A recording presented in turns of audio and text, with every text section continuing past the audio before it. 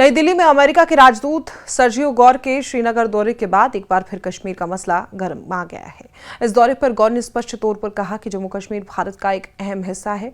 उनके इस एक बयान से समय का पहिया 360 डिग्री पर घूम गया। 80 साल पहले की घटनाएं ताजा हो गई जब कश्मीर में पाकिस्तान ने कबाड़ियों के रूप में घुसपैठ की और फिर दोनों देशों के बीच जंग हुई। अंत में भारत इस मसले को लेकर संयुक्त राष्ट्र पहुंचा। वहां सुरक्षा परिषद के प्रस्ताव के हिसाब से दोनों देशों के बीच सीजफायर का ऐलान हुआ, लेकिन संयुक्त राष्ट्र जाने के बाद शुरुआती दिनों में जो कुछ हुआ वो भारत के भरोसे के साथ धोखा था। अमेरिका और ब्रिटेन निजी स्वार्थ में कश्मीर के मसले पर पाकिस्तान की ओर झुकते दिखे और वो दौर शीत युद्ध का था और पाकिस्तान सोवियत रूस के खिलाफ अमेरिकी रणनीति का अहम हिस्सा था। इस कारण वो परोक्ष तौर पर कश्मीर के मसले पर पाकिस्तान के सुर में सुर मिलाते दिखे। लेकिन शीत युद्ध के खत्म होने के बाद दुनिया पूरी तरह बदल गई।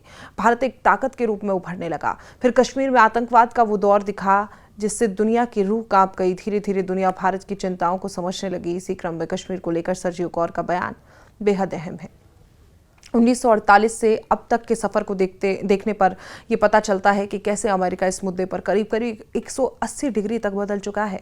1948 में अमेरिका ने जनमत संग्रह का समर्थन किया।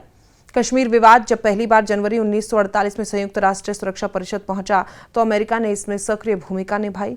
उस समय अमेरिकी नीति का आधार अंतर्राष्ट्रीय हस्तक्षेप और संयुक्त राष्ट्र की निगरानी में समाधान था। अमेरिका ने संयुक्त राष्ट्र सुरक्षा परिषद के प्रस्ताव 47 का समर्थन किया और इस प्रस्ताव में युद्ध विराम के साथ पाकिस्तान से कबायली लड़ाकों और अन्य पाकिस्तानी तत्वों को जम्मू कश्मीर से हटाने की बात कही गई थी। इसके बाद भारतीय और पाकिस्तानी सैनिकों की संख्या घटाने और परिस्थितियां सामान्य होने पर जनमत संग्रह कराने का प्रावधान था। यानी उस दौर में वॉशिंगटन कश्मीर को केवल भारत और पाकिस्तान का द्विपक्षीय मामला नहीं मानता था, वो संयुक्त राष्ट्र की भूमिका को बेहद अहम समझता था।